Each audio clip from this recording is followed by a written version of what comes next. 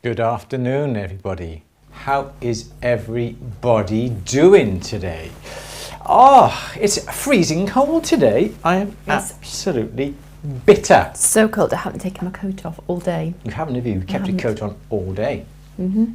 Shame on you. Well, not shame on you, look. Shame on you, put the heating on. Shame on you. Put another 50 pence in the meter, yeah. Everyone, welcome, welcome, welcome. But she does look rather like a rock chick, don't you? Thank you, I'll take that as a compliment. It is a compliment. Take that as a compliment. You do look like a rock chick. So we want to make sure that everybody can hear us. I've got a new monitor. Have you seen the size of my monitor, Louise? It's impressive. It's an impressive one. Very impressive. It's an impressive one, that. I can actually see what people are saying now. I should get another one to have a multi-screen so we know what's on all the cameras as well. So I may get another one. Good. Awesome. Well, good afternoon, everyone. Good. Can you all hear us? Good, good, good. Juan, we are a bit jealous because you're in the South Texas and it's warm, but it's freezing here. Horatia, yes, it is freezing today. Absolutely bitter. I was a bit curious because the heating came on at 5 o'clock when it should have come on at 6 o'clock. Is it because it was cold? Well, not here at home. No. I remember I was in bed 5 o'clock and I thought, oh, the heating's come on, 6 o'clock. And you had no control over it. And I checked my watch and it was 5 o'clock. Oh my gosh, no, turn it off, too off. My lovely money is going down the drain. It's too early, it's too early. Hope you're all feeling good and fine today. We had an earthquake. Oh, we had an earthquake. That's the news from this week. Yeah, it was 4.2? 3.8. Or 3.8 on the Richter end. I think they scale. said 4.2, you're right. It was initially 4.2, but my mother corrected me yesterday. She said it was 3.8. But she didn't even notice it. What's 0.4 of a quake between friends? Well, yeah, it was, I was awake Friday night because you were snoring. Thank you. And on the stroke of midnight, the bed shook. I'm not kidding, the bed shook. And we've got fitted wardrobes at the bottom of the bed. And the doors actually shook, rattled, and I absolutely put myself. You did? Because I immediately thought poltergeist. As Mrs. Lloyd has followed us home, oh my God. So yeah, I went straight to that, not like earthquake or, I don't know. No one ever thinks of an earthquake, do they? Well, really? we just don't have them, do we, in this part of the world generally. So, so yeah. When that happened... And then I went straight on Facebook, naturally, to find out what had happened.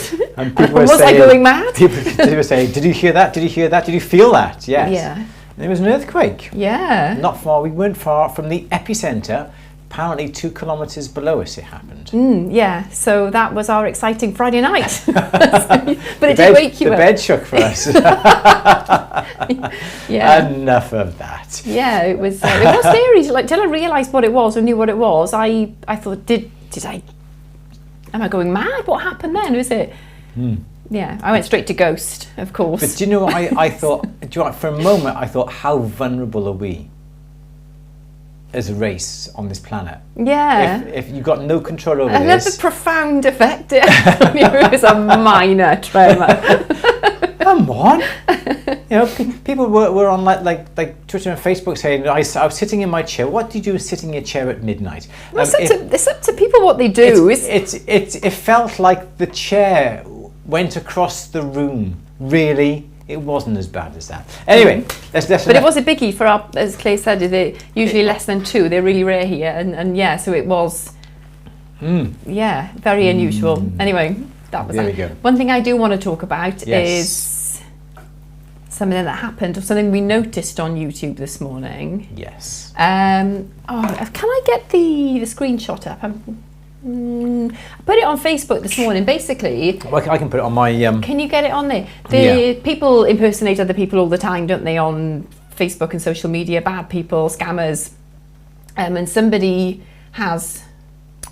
Here we go. Been doing it in our little world. Oh, it decides not to do it now. Shall I got it on here. Have you? Yeah. So. Let's try again, shall we? Somebody alerted. Doesn't like to do it. Don't worry. Do you want me to just show it on here? Here we are. It's not the best. What? I've got. Basically, it's a picture of Andrew. Here's my overhead. Here we go. There we go. It's on my overhead. UK. There we go. Explain it, Louise. Well, this is a fisher, a scammer. Yes, a phishing email. It's a phishing post, isn't it? Designed to get you to click. I mean, like a Telegram me. Well, I know now Telegram is like an app, isn't it? Yes. Because I was thinking, is this person just like you have a Telegram stuck from in the 1940s, yeah. or yeah, but obviously not. Yeah, we would never ever reply to a message to anybody like that. It's yeah, and we know that's not Nancy, because Nancy is a highly professional and well-respected jewellery tutor as well as Andrew. This is yeah. Yeah, so beware of, Valerie saying, yeah, password phishing, yeah, beware of these. There are these people on the internet who are after your information, or they want to put malware on your computer. I don't really know, I just know they're bad. So the only official, or the only Andrew Berry or At The Bench YouTube channel is this one. Yes. Anything else is not us. So if you see anything like that and you're not sure, drop me a line at the usual email address. Yeah. And we will double check. And I'll double check. We need to report these people. Yeah, she is fun. I think she's a riot, isn't she? She's really cute. What the thing was that we were alerted to the fact that someone did Andrew Berry UK on that, and there's no YouTube channel called that. But literally within an hour or so of us being alerted to that, they changed it. Yes. To Nancy so it was Hamilton. Obviously a profile under your name. But by the time we got to it, they changed it to Nancy. But they had Nancy Hamilton jewellery. They missed out the E, so JW. Well, it's not her, is it? We know it's not her. Just to get on there, yes. Yeah. And it was made like a day ago. Yeah. So yeah. So and it feels a bit nasty, because it feels like it's targeting our lovely little industry, and that's what I mean. It's awful that they target anybody, but yeah. So anything like that, watch out. There is only one Andrew Berry. There's only one Andrew Berry, one Andrew Berry. There's only one Andrew Berry. That's a bit high, didn't I? A bit low, actually. But yes, in all seriousness, do get in touch if you think anything's dodgy or suspicious. Please get in contact. And if you think it is, it probably is. Yeah. And it's so easy to fall into traps, I think, in this day and age, isn't it? Very, very easy. Because I've looked at things twice and thought, and it's these things you get on Facebook that do the rounds with... I get several on Insta and Facebook saying you can get your little blue badge by the side of your name to be certified that you're blah, blah, blah. And as much as I want that, there's always these emails coming round. Well, this is what happens. It either appeals to your fear or your vanity, doesn't it? Yeah. Or they're offering you something. So this is where it's best to check. So yeah, I'll always answer an email. I always answer all my emails anyway, but I will always check for you if you have a concern. Yeah. So yeah, that kind of started my Monday. Penny saying I nearly lost my Instagram account recently. Yeah, it's such a worry, isn't it? Yeah. And it looks good. It comes from Meta Business. And it's your photo, and it's a face that we trust as well. That's why I was really annoyed. And you kind of feel bad by proxy, because even though it's nothing to do with us, it's kind of like we're being used for that, which is it's just awful all round, isn't it? It's not good. But don't click on any links if you're unsure. Check. With us, if we get anything like that, as Penny said, and you lost her Instagram account, don't click on anything to say you get your blue badge or anything like that. Double check everything. Are these also, so they're tagging business pages in posts saying validate your account or it's going to be shut down, and then they steal your info, don't they? They hijack your account. Just be aware of all of them as well, and just don't jump straight in and panic. Always just take a step back and get some advice from just other people in the industry or whoever really will be able to, because we never ever reply to them, and our touch wood, our social media accounts have stayed intact. So it is a load of old codswallop, I'm afraid. It is. Yeah. Yes. Yes. So I just wanted to. Yes. So Gillian, yes, I did mention it last week that today was going to be a workshop. But that was beside the point. Nothing went out. Nothing was telling you that there's a workshop today. It's a Q&A, but there is a workshop next Monday. You did say. I did say. So you have confused people. I did say, because you've been getting some emails saying, is there a workshop today? You said I only said it once, but you once said it. Once is enough. I put it out there. It was out there in the public domain. I know I did say it, but I got confused. It's next Monday. Yes, apologies. Not today. So I do apologise for that. We have been sorting out all the emails. I've got Louise in on this now, so she's been going through the emails to make sure that it is going to be straightforward and simple. And if it isn't, you can blame Louise. They'll be going out Wednesday. Anything else, Louise? I don't think so for now. I've got lots and lots of things to show you. Okay.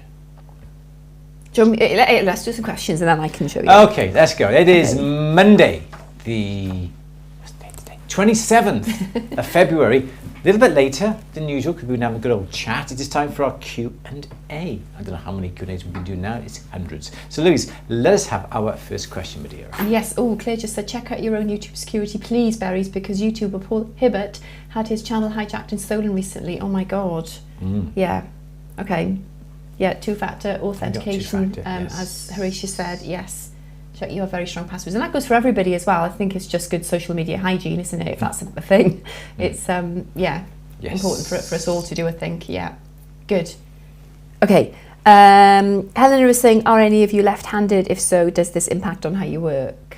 No, I'm not. You're not, but I suppose it would affect you in terms of where you have your bench set up. Yeah, because I've noticed some benches have only got drawers on the right. And I said that's not really good for lefties because you're more likely to grab a tool with your left hands, I would think. Yeah.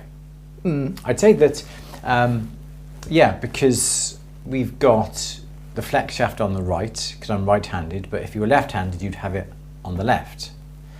And I'm not quite sure what else you'd really have different.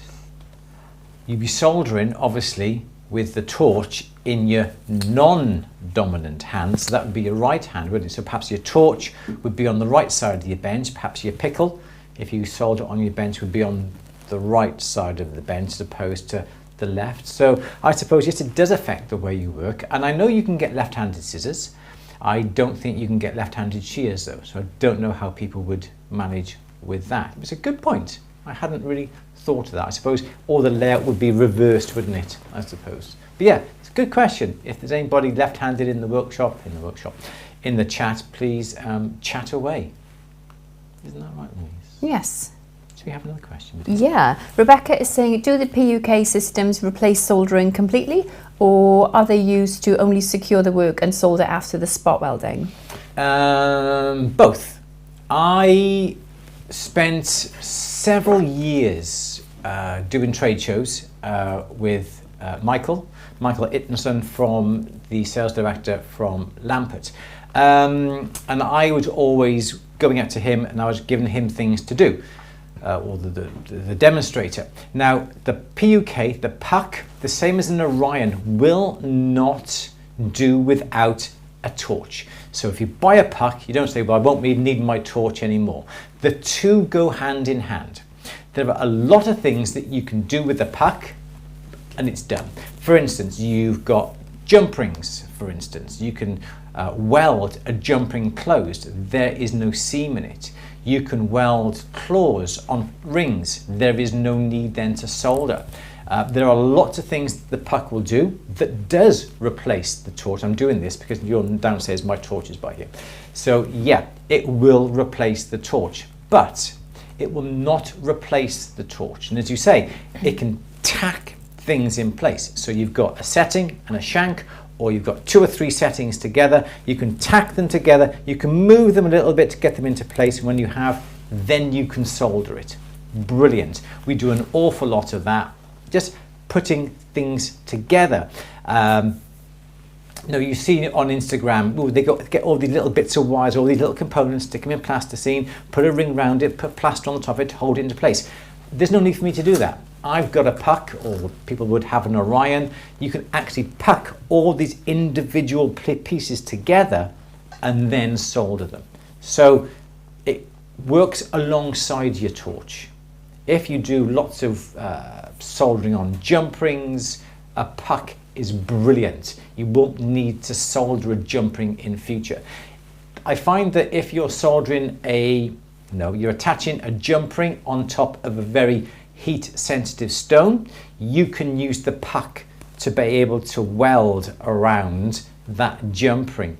But that would be the only time when I would use a puck to completely complete a job, is when there is fragile stones or fragile material right by the side of it. Otherwise, I would puck the jumping in place, bring it back to my bench and solder it. I feel that is a lot quicker.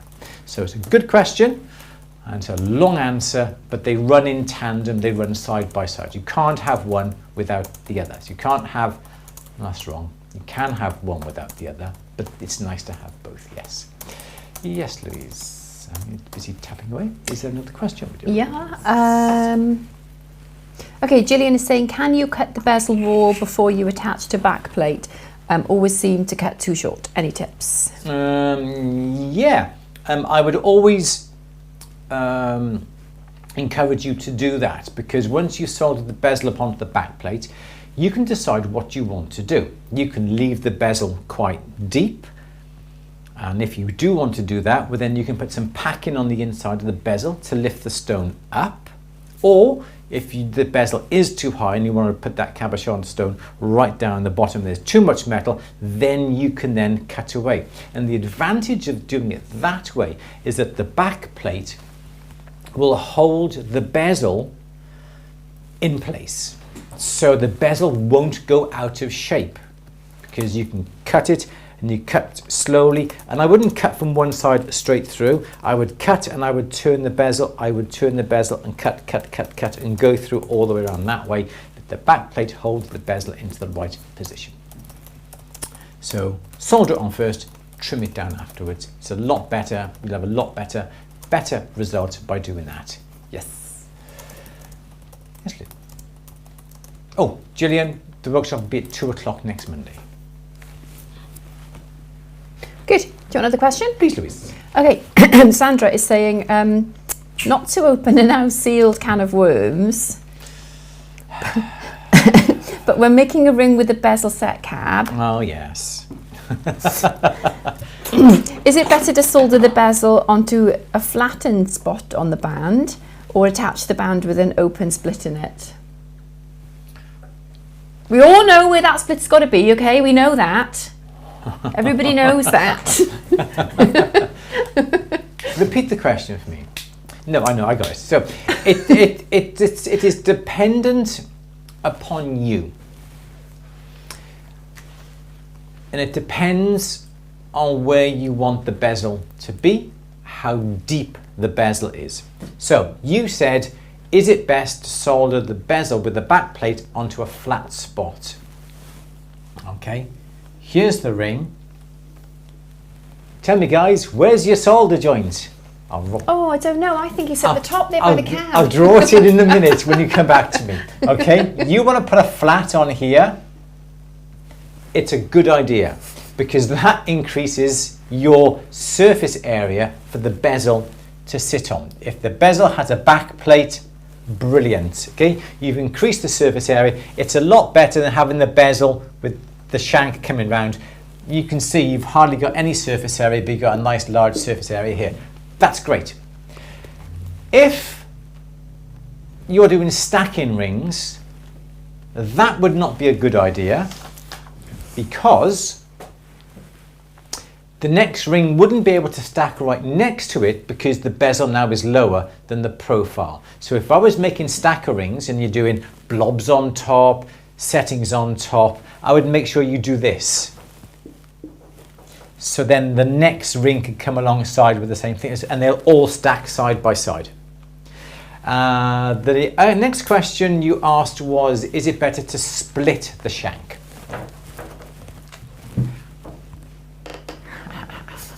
solder joint. Some person put, ooh, controversial. That's all right. People have opinions. Absolutely, but didn't back it up. Well, so, back it up if it's controversial. Why, Sandra? Come on. If it's controversial, explain. Why is this loose down here? Explain to me. People can say what they like. Calm down. Right. So, or do you want to split the shank? The problem is, if you want to cut the shank in half, here is your bezel. There is your cabochon on the top. So if you want to split the shank, you're going to split the shank from here to here. Okay? Think about this now. The problem you've got now, the bottom of the bezel does not conform to the curvature of the ring, which means you cannot tap that ring around on the mandrel without you distorting the bezel, unless you carry on and file away the bezel so it conforms with the curvature of the ring.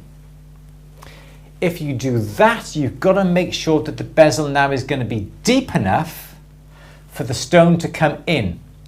A lot of the time your bezel is not deep enough, it's too shallow, and the stone comes in down here. So you've got to weigh everything up.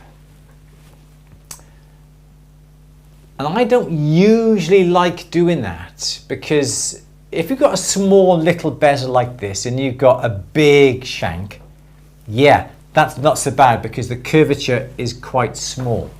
If your bezel that goes on top of the ring is a willy whopper that is like that, okay, and we've done this not so long ago, and the ring shank was like this, yeah, and the ring comes like this, yeah, we had to remove so much metal to conform to the finger size that the stone hardly had any bezel to come over to hold the stone in place, because we had to remove so much. And of course, down here is okay, but on this side here, you've only got a small amount.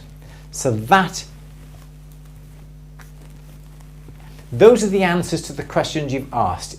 Is one better than the other? Not necessarily. It depends upon your design, the size of your bezel. If it's a blob that goes on top, you won't want necessarily to do it this way. You want to stick it on the top. There's lots to think about, but you've got to think about the design. Think ahead. If you're having to split the shank and put the shank soldered there and soldered there, what are you going to do? Think about it. If you do it that way, you've got to have a really deep bezel because you've got to cut away some of the bezel. Yes, Lou.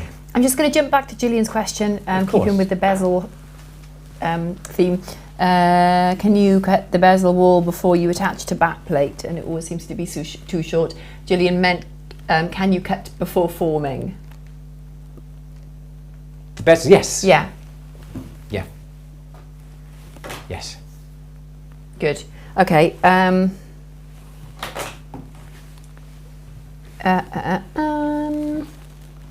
Sorry, I've lost my place. No, that's okay.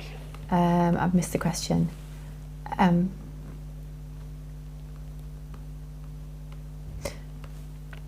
Shall I show you some photos? Yes, go on.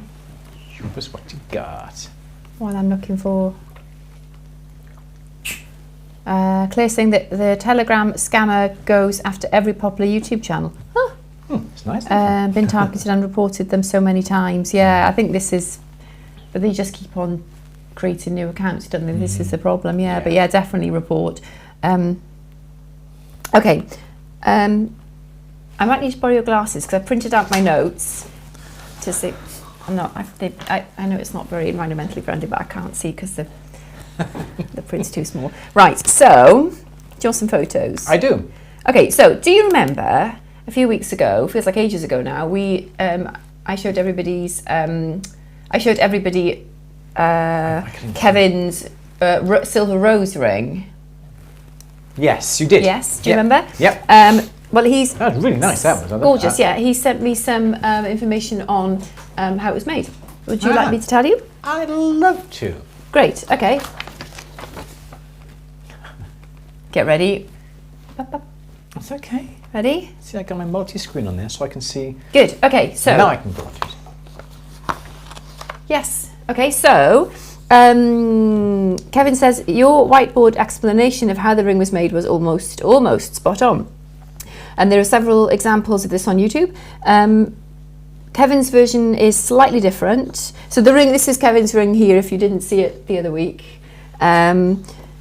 3 shapes cut out of silver sheet, 2 petal shapes, quatrefoils cut out and domed, one bigger than the other, the third shape being a small wedge of silver rolled into a spiral. So that's this middle section here. I like that. So that's the second piece, and that's the third piece here.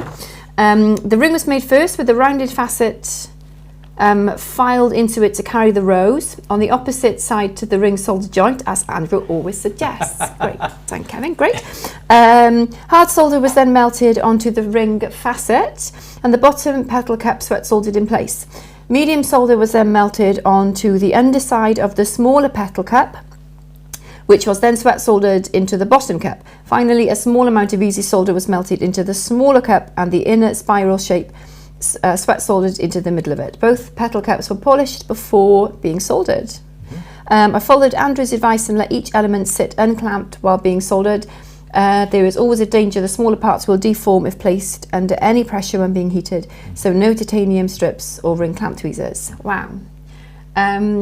Each part has to be robust enough to take heat. If the silver is rolled too thin, it's likely to melt along with the solder, especially in the case of the tiny spiral. So Kevin said, I had to learn all this the hard way by getting it hopelessly wrong a couple of times. This time I got lucky. I don't think you were lucky. I think it's just brilliant, and I think it is just sometimes try, and then after a while you learn and you know, and the perseverance is brilliant, because that's how you learn, isn't it? Exactly. It's easy. It's not easy, but it's important to watch instruction and tutorials. But then you just have to get on and have a bash, don't you? Have a go. And do it wrong a few times. And I was talking to Sarah this afternoon. I got some stuff of Sarah's to show when I've started pottery. I haven't really mentioned it to me because all I've made is I'm a beginner. But yeah, I smushed up a few things and taken inspiration from you guys, thinking you do have to try, don't you? Because like we always say, if it was easy, everybody would be doing it. Yes. So yeah, and every time I do something wrong, I take something back from that and to go forward again. And then sometimes do it wrong again, but eventually I get there. So is Kevin on?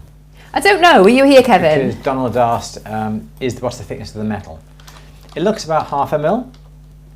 I don't think Kevin is, but we can hopefully find out. Yeah.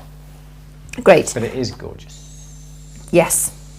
Yeah, really lovely. Yes. In theory, it is a good way of doing it. In theory, Kevin used the 3 different types of solder. In theory, you don't necessarily need to, because if you're putting one on top of the other, or you could even have done it the opposite way around. You could have put the middle bit into the middle of the rows into the smaller one, and then soldered that with the same solder onto the big one, and then soldered the whole contraption onto the bottom one with perhaps easy solder.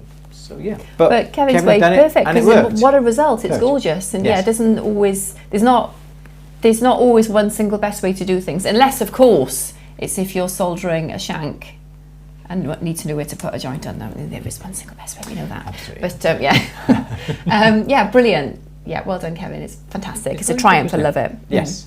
Very Okay. nice. We have another question. Would you like another question? Okay. Do you want your glasses back? Yes, please. I might need them back though. Are they on? Where are they? Where are they? Is that in a second? I'll pick him up. Go for it. Okay. Need to find another question now. Rebecca's been to in Hogenta. Yes. Have I said that right? Trade fair in Munich. My first jewellery trade fair for commercial participants only. Oh, fab. How was it? We heard about it, didn't we? Fab. I don't think Durson's ever done that. Durson's always done Vicenza. Yeah. And not Argento. Yes. So yeah, we'd like to go. We would like to go. Tanya's got a question. Yes. With my cross, I showed you Tanya's lovely Maltese cross. I have to solder the points onto my bezel. How do I get them straight? Okay. Tanya, I replied to you this morning. I couldn't find the film, but let me describe what you asked. Tanya asked, is it best to make up the small little claw settings? I presume they're claw settings. Or is it best to buy them? Now, the best way to do this is nice and easy, is that you get some wire. It's the wire that you're going to use for the claws. Okay, so you've got 2 long strips of wire, solder them at 90 degrees. Okay, 2 long strips of wire, solder them at 90 degrees. All right, put that to one side. Get your tube in. So you've got your stones. Okay, your tube in. Going to make life a lot easier for you. If you can get your tube in the same size as your stone. Okay, so there's your tube in. Cut your tube in into the depth of the settings that you want. So I've got 1, 2, 3, 4, 5, so I've got 6. So I've got 6 pieces of tubing that are like that. 6 pieces of tubing, okay? Then what you want to do, you want to put your 1 bit of tubing, 2 bit of tubings, 3 bit of tubings, this makes sense. 4 bit of tubings, right? Put them in a groove, all right? There, okay, so that's what you got. Oh my gosh, I'm going to get rubbish now. Da-da, da-da, da-da. It's like sushi. Like that. So you've got 6 pieces of tubing, yeah? You've got your big bit of metal that's cross-shaped. What you want to do is bend that cross shape into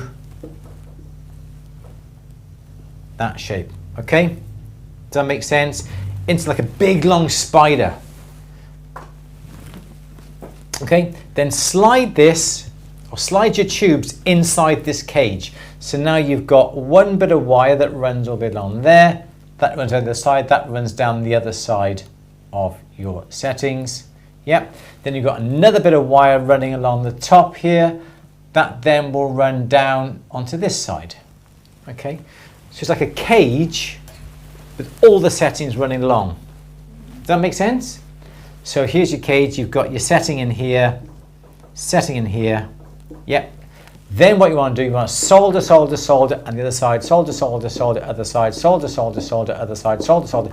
So you solder them all together, then you cut the wires off at the base of every one, like that, and you now have got your settings with your claws soldered on the sides. Nice and quick, nice and easy. Tanya, that wasn't what the Tanya was on about, but I wanted to quickly explain that to Tanya. Can't remember what film that was on, but I hope that makes sense. If Did not, you answer Tanya's question about the Maltese cross? No, didn't I? I'll come to that now. Okay. So, soldering block. Upon your soldering block, put carved lines in your block at 90 degrees. Easiest way to do that is to get your soldering block, get a tri-square, put that on there. Don't use a pen, use a scribe. Scribe a nice groove in there. Come on this side, scribe a groove all the way down. So you've got a little bit of a cross on top of your soldering block. Now you can arrange things. Now you can arrange, if you're making a cross, you can arrange this at 90 degrees. So looking down on top of your block, you've got your oval bezel, and here is your line on your soldering block. So you put your bezel central, and now when you come to put your crosses on, you can now work out exactly where those need to be, because you can line everything up at 90 degrees to where the bezel is. This is your bezel. I don't know whether you had a back to your bezel, I can't remember. But that's your centre line, that's your centre line, and now you can line everything up. The hardest thing is trying to make a cross. If you've got a cross and you've got a piece of metal coming along and you want to try and put a cross at 90 degrees and these lines are, it is really, really difficult, because your eye knows that that angle should be 90 degrees. If it's a fraction out, your eye can see it. So by having guidelines on your soldering block really does help align things. You don't have to guess. If you want to make sure that you get, you're soldering your cross on here, you can always come along with a ruler before you solder it and make sure this line under here, this line here tallies up with this line here and so forth. Just use your ruler to guide it that way. So I hope that helps you. If it's not what you're after, just let me know. But going back to those tubes, if you are not quite sure what I'm talking about, I'll happily produce a very quick film as we did with the swivel locket to show you exactly what's what. Yes, Lou? Phyllis saying, can you recommend a good setter, please? We don't use them now, do we? No, I have had some setting work done. Those are the manufacturers of... I don't know. I've used setters in the past. The best setters are always the ones who are the busiest and who take the longest. We've used quite a few. We've used a guy in Samson Jewelers up in Vice Street, but he had a problem with his elbow. And then I found out then he was teaching in Birmingham School and our jobs were taking so long. Then we used another guy who who again just took so long. So I really cannot suggest a setter because we don't know. Do the company I use, do they do like independent setting? I don't think. I think it's something to do with their mounts. Because I had some settings I needed doing. Yes. And I waited forever, didn't I? Yes. Couplers kids again. So yes. yeah. Yes, this is the problem you get. Because you didn't have any time to do it either. No. So, I had to trick you into repairing my ring, didn't I? Yeah. I've got a lovely 5-stone Edwardian ring, haven't I? And it needed retipping. So I had to put it under a fake name through the actual shop, under the name Mrs. Diamond. And I said, Mrs. Diamond wants this back for a wedding anniversary on such and such date. And Andrew repaired it and didn't even notice it was my ring. Put it back in the drawer. It was hilarious. So yeah. Next question, please. Next question, okay. I know, I'm that stupid because I don't look at the name of the address of the person. It was Mrs. Diamond of Jewel Street. I don't Couldn't look you at tell? these. No, I just looked at the job and just did the job like I was told to, like a good boy. Let's have another question. Okay. No, I don't know Richard Talman personally, no. I don't know what his views are when it comes to apprenticeships, but it'd be interesting to find out what his thoughts of apprenticeships are all about, certainly. Yeah, sorry, Louise, I'm just jumping ahead. I'm just going to read Penny's question because I think I missed it from the start. If Andrew was buying a new plating kit, what would you choose? I use a pen and I'm unsure if you use a tank, if you can dip a piece set with a gemstone. Yeah, okay, so I use the Gentner, I think it's RM01, and that's from Betts Metal Sales. Okay, it's the Gentner RM01. It is a cold bath plating solution. If you buy the multi-baths that come in a big tank, they've got to be warmed up usually and heated. And the problem that I have found with that is that obviously it needs to be heated to a certain number of degrees. Rhodium needs to be heated to a different temperature than gold plating. And because the solutions are warm, they evaporate. Top and back up, but I found that really, really awkward. The Gentner RM1 or RM01, I hope they still make it, is a cold bath. Because usually you're coming to the end of the afternoon, you've got a couple of jobs that you've got a rhodium plate. If you have a bath system, you've got to warm the bath up. With the Gentner, you don't need to. You have a cleaning solution, an electrolytic cleaning solution. You can have a rhodium solution. You can also have a gold plating solution. You use the one device. And again, with the bath system, you've got to have dials for ampage, dials for voltage, dials for time. It's a myriad of what ampage, voltage, time do I put on. With the Gentner, There's no dials, there's no nothing. It's a button you just push on. It knows the rhodium solution, it knows the gold plating solution. It gives you the right voltage for those solutions. You use the electrolytic cleaner for 30 seconds, you take it out, you dunk it in the rhodium or the gold plating, and you just time it. You can have a little digital timer, or I just actually just stand there going 1, 2, 3, 4, 5, and I count. So, and it's £1,000, okay? It's £1,000. If you're doing rhodium plating, the solution coats 1,000 rings at 1 minute immersion. 1 minute is far too long in my eyes. I would do it for 30 seconds, and by reducing the amount of immersion to 30 seconds, I can do 2,000 rings. If you charge, for argument's sake, £35 for rhodium plating, and you do 1,000 rings, you can add 3 noughts onto that. In theory, you could make £35,000 back on one solution of rhodium. Gold plating, it'll last you years. You cannot rhodium plate silver. It will ruin the silver solution, but you can gold plate silver, not a problem. You can put gemstones into it. It's cold. No electricity passes through gemstones, so the stones won't be plated. It'll just plate around. Yeah? Got to be careful you don't put your organic stones in, like pearls or turquoise matrix or reconstituted turquoise, anything like that. I would not risk putting in the solution. That is where your pen comes in handy, because you can selectively put on the gold plating. And obviously the longer you leave it in the solution, the thicker the plating.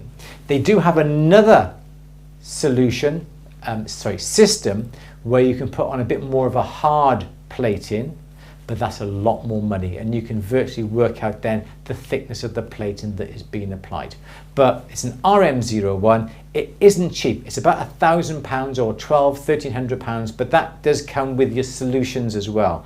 And we've been using it for about 10 years, and I think we've changed the rhodium solution twice. The first time it got messed up because someone put silver in it, and it ruined the solution. And it's not cheap to buy the solution, so it's best to look after it.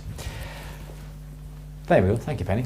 Okay, next question, please, Louise. Okay, Mike is saying, I made a belt buckle sterling. I have wire elements, stars, jump rings and moons. I want to solder lying flat to the front surface. Any tips? Sorry. Oh, bless you. Any tips on getting about 15 of these successfully soldered?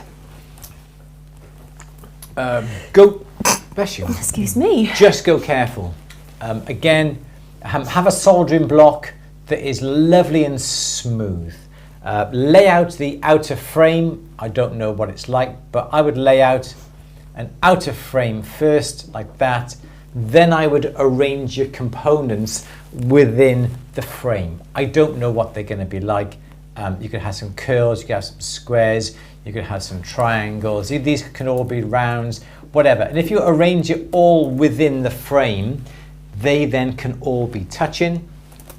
You come along, you put your flux. Then you can put your little pallions of solder on the top, and now you've got to solder it, which should be quite straightforward. If you're soldering this area here, aim the torch away, so the flame is going this direction, away from all this fine work. If you want to solder by here, bring the flame over this side, so you're not going to melt at this.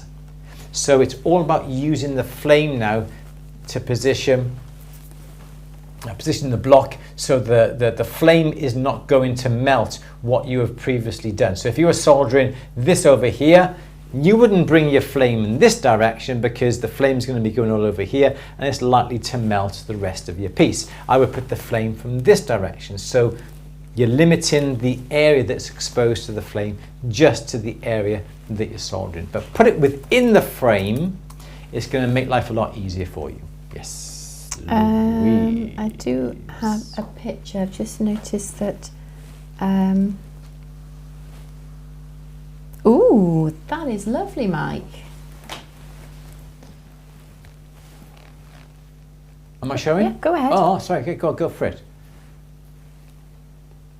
I like it a lot. That's the belt buckle. Yeah. Oh, so it's got to be soldered on top, as opposed to a framework. Yeah. Oh, just like it. Okay, if you're going to be soldering it on top, do some sweat soldering. I would then, for argument's sake, you've got a dome, you want to solder on a piece of metal. Try and get that metal to the same curvature as your dome, but solder on some of the solder on the small piece, apply it on, and then heat, perhaps from heat below or heat from the side, so you don't melt these little embellishments. Same if you've got a little dome to put on, don't heat from the top like this, because this dome's going to melt. Heat from the side or heat from underneath, and allow the heat to transfer from the main body of your belt to transfer the heat to the dome, and then the solder then that is actually on the dome or on the plate will be drawn to the main body once the heat is the right temperature. Okay, so don't solder from the top, solder from the side, so the flame is not on these small little embellishments. They will melt before they've had a chance to solder. Direct the flame away from that and allow the heat to travel from the main body of the buckle. If these two are in contact, by heating up this main body here, the heat will travel through to embellishments and they will solder. Okay, shall I show you some more photos, because I have got a few more. Go on then. Yeah. Okay, so next I will show, I've got quite a few actually. Helena, who I think is here. So I'm ready. Cool, yeah. Oh, they're nice. Yeah, so this is Helena's first attempt at using gallery wire, and she said it's less scary than I thought. Can you enlarge that a little bit? So it's lapis lazuli. So obviously this is gallery here, and I like the Alhambra motif, which is the four-leaf clover. I don't think that Alhambra is the four-leaf clover, is it? I don't know. I don't know enough about it, but yeah, lush, really, really lovely. Yeah, they are good. I like that. Good. So if you could just, thank you very much. I also had a lovely photo from Mark, who sent me, where to is it? Here, right. So Mark just wanted to say how much he's enjoyed the last few workshops. Not live, as I'm in California, but still fun. Attached a photo of a few projects from the workshops or videos from the site. I've done quite a few, but have a tendency to give them away since they're popular with family. Oh, I bet they are, yeah, because they're gorgeous. Look at that. Yeah. Beautiful. So, setting, S-class cylinder, sister hook. Lovely. Yeah, gorgeous. And I like, is this a swivel ring, Mark? It looks like it might be. Maybe, yeah. That I really like, I really like all of them, gorgeous. Okay, cool. Thank you, Andrew. Okay, I shall quickly adjust, address, and a quick post upon there. Somebody was just asking, American Jewelry, was about logos, names, websites. The problem that you've got now the websites have been going, and internet's been going for a millennium. It seems like a millennium, doesn't it? It's about 20 years. A lot of names have been taken up. So I think this could be something that we could do for something like a podcast idea. Yeah, let me write this down. To do with choosing names on social, websites, what you can do. There's lots of things you can do, and obviously as the days go on and the months and the years go on, more domain name extensions are being released. Like we've got, what have we got? Online, we've got jewelry.academy, because that's a nice one to have, .academy. We've got jewelryacademy.wales, because we're in Wales. So a lot of these are coming out nowadays. Some of them are cheap, some of them are expensive. We've got atb.yt. At the bench YouTube. Well, this is the thing. I think that's one of the most important things, choosing a name. It has to be memorable. Yep. And it has to be easy to say, or which I suppose is memorable, isn't it? Easy to pronounce, yes. easy to understand. Yeah. And one of the reasons why I simply chose At the Bench, because jewellery is spelt differently in the UK than it is in America. And how do you spell jewellery? It's Jewellery. But the Americans go, no, it's not. It's Jewelry. So you have to think about how it's pronounced. We had a website years ago called jewellery247.co.uk. Again, how do you spell jewellery? And is 24/7 numbers 247, or is it TWENTYFO? There's lots of things. Do you say it? If you have a website that you've got to say it's on radio. You can't say jewellery 24/7. That's JEWE. You cannot do that. Don't have things with hyphens in, because you have to say hyphens. There's lots of things you've got to consider. So we can come to that in the podcast. Yeah. It's an interesting one, isn't it? It's a really good question. Yes. Yes, Louise, let's have another question. Okay, I have got more to show you, actually. Yes, please. Yeah. Sorry, yes, please. Yes. So, Diane watched the workshop, and it's on me. Okay, sent me a photo of this beautiful ring that she made. Making rings with prongs, tiny settings for marquee stones, 5mm by 2.5. Nice, tiny, aren't they beautiful? We like that. I like that. What? This is one thing I was thinking about with this. What's the definition of micro setting? Is that pave, or is it just very, very small? Micro setting is. Sorry, I don't want to detract from. Micro setting is very, very small diamonds, usually pave set. Okay. In places where some people don't even think of putting diamonds. Okay. And they're usually pave sets. That's fine. My curiosity got me then. This is gorgeous, yes. Absolutely stunning. Tiny settings for marquise, 5mm by 2.5mm. Thank you to Andrew's workshop. No prong was destroyed in the making of this ring, and none fell off. Excellent. Fabulous. I mean, for such small stones as well, that is amazing work. It is very good work, because it's very difficult to set marquee stones or any stones with points in without the stones shattering, because the pressure being put on the points. But very, very well done. So two CZs and a tiny tanzanite. Very gorgeous. Thank you, Diane. That's beautiful. Great. Super. Like that. Okay. Yeah. You're off, is that it? I have got another one, but did you want another question? One more question, because 5 o'clock. Is it really 5 o'clock? Oh my goodness. We started a little bit late. Well, we'll go on a little bit then, shall we? Yes. Okay. Scrap says, I think I missed something about a solder joint location. A couple of emails have come in today, which I haven't had a chance to look at yet, but we'll show and tell them next time, if that's okay. Yes. Yeah. Good. Because we had a little bit of a backlog, didn't we? We did. Okay. Susan says, heavy top rings work better with split shanks soldered on the bottom. I don't want to open that again, though. Ingrid says, about being left-handed, I'm having a problem with skipping when drilling, etc. I can't stop with my fingers as a right-handed, and I can't change the rotation because it will not cut. Any ideas? Just make sure that the divot to where your drill is going to go is going to be substantial enough for the point of the drill to locate into. And again, you still should be able to come along with your fingers. So you don't necessarily drill like this, you bring your fingers down so your fingers are in contact so you can do this. Whereas, I would come along with my fingers and sort of use my middle finger. And you need to sort of brace it. Let me just come out on that camera a bit so you can see what I'm doing here. So I'm pretending that this is my handpiece. So you can't drill like this because you've got no control. I would always bring my fingers down into contact with the bench. This is my left hand.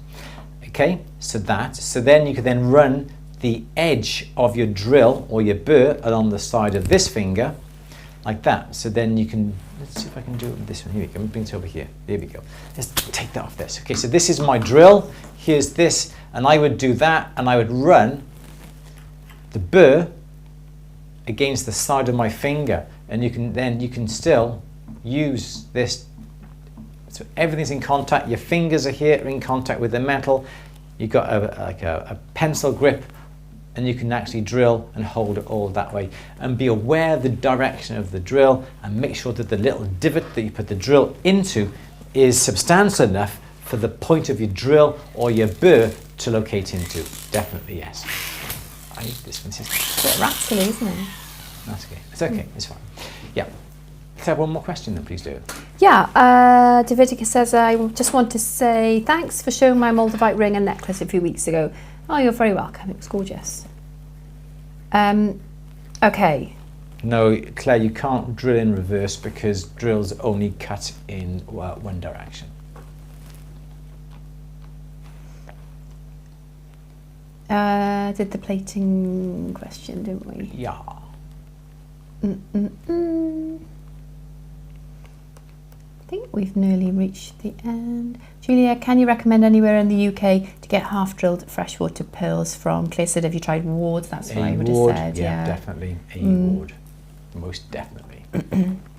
Okay, Janet says, thank you, Andrew B. Followed your video for melt of some scraps. I'm now a fan of fire and mastered the Sievert crucible mould and rolled flat sheet, square wire, and about to try imprinting lace pattern. Fabulous. Excellent. Okay, good. I think that's American jeweler. I think we'll have a chat about that at a podcast because there's lots of factors to consider there, isn't there? So that'll be good.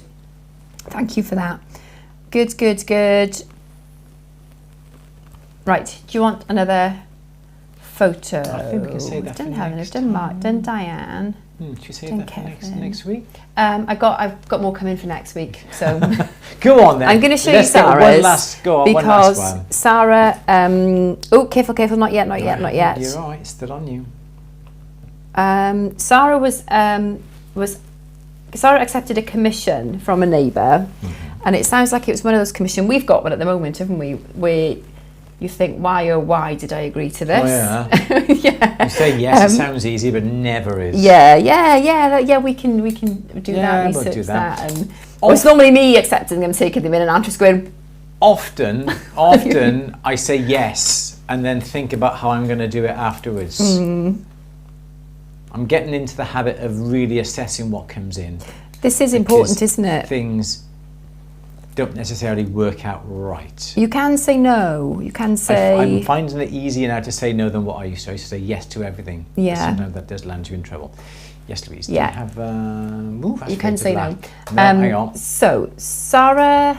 hang on. I'm on Fade to Black. There we go. Okay. Yes, that's you. Share my screen, please. Thank you. Right, finally. Oh, wow. Good. Yeah, so Sarah accepted a commission to set some coins. So she did this after making a setting for one of my coins to make sure A, I could do it, and B, she liked it. So the one that she made was straightforward. So started to work on the coins, ran into problems with, I think the prongs were melting, weren't they? Because we talked about this.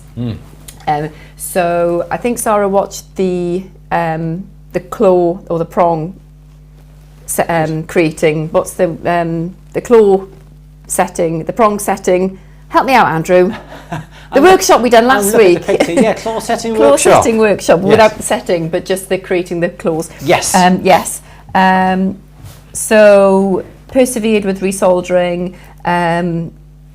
Yes. So got there in the end, and look at the result. So there's no claws. There's no claws. No, that's just photo number one. So this was the first. Looks like a bezel soldered inside a plate, and then the bezel, put the coin inside the bezel and just burnished over slightly. I never would have thought of doing it that way. Ooh, Sarah. If you watch him. Can you tell Andrew what you did? Is there a bezel or not? Or did she just burnish over the edge of the... See, there it looks like a bezel soldered on top of the plate perhaps, or inside a hole in the plate and then the coin put inside. Nice, I like that. Impressed. Really, do like that actually. Yeah, it's a really lovely. good way of doing that. Fab. So there was this one. Oh yes, that's right. Yeah. Little claws on the inside as well. Yep, I like that. Yeah. What a lovely result. Very good. Yeah, and good. I like them. lovely. They are very good. Aren't they gorgeous? And Yes. Sarah is, again, she will persevere and Oh yes, she will. and keep going until she gets it right, and then she knows how to do it. And this is the thing, it doesn't always, it's not always about just watching something and then going off and doing it. You do have to perhaps melt a few things and things will go wrong, and then you know. Make something up, make a mock-up of something just to try and see if it'll work. Yeah, and then amazing. learn. Yes. Yeah, fabulous. So, not an easy job, Very good. not one that you particularly enjoy, but what a result. Very good indeed. Yeah. I do like that, yes. Yeah. Claire says, I really like the ones with claws. Yeah, they're fab, aren't they? Excellent. Good one. Should we leave it at that now? I think so. Okay. Let me just click off these. Lovely. Yes. What am I doing? Oh, Andrew. Right, here we are. You done? Yeah. All right, we're going to leave it at that. 5:10. Good. Everyone, thank you very much for joining us today. Sorry if we didn't get round to everyone's questions. Don't Didn't forget. do too badly, actually. Oh, well done. So don't forget. Oh, one more. Let's have one more. Julian's saying, any suggestions on how to protect the stone when polishing? Keep the mops away from the stone. Cover the mops with some masking tape. The stone with some masking tape. Yeah, masking tape. That should be fine. And if the stone is non-porous, you can get some water-based adhesive just to put over it, like Copydex, to go over the stone, and then you can just peel that off. But got to make sure the stone is okay. Don't use it with pearls, otherwise you might peel off the nacre. And then I know that you can nacre the nacre then. Nacre the nacre, yeah. Nacre the nacre. Okay. So that's that, yes. Don't forget, if you haven't watched our podcast already, Jewellery Talks at the Bench. It was just Talks at the Bench, but if you want to search for a podcast and you put Jewellery Podcast, ours never came up. Oh, I wonder why. Because there's no jewellery in the title. So that's why I added, see, click here. So that's why I added Jewellery Talks at the Bench. Check them out. I think we've done 4 so far? 3, 4? I think 3. The No, last we one, did brilliant. Imposter syndrome. Imposter syndrome was great. We did complaints handling. Yeah. We did the Christmas New Year's resolution-y type thing. We That was did. the first one. Yeah. I think we've done. No, we've done 3 or 4. What have we I done? think we've done 4. I can't remember. Let's have a look. Go on. 4. We've done What was New the Year's second one? resolutions, how failures lead to success. Oh, yes. Handling customer complaints, and we still haven't gone back to that restaurant, and dealing with imposter syndrome. So check out our podcasts, Jewellery Talks at the Bench.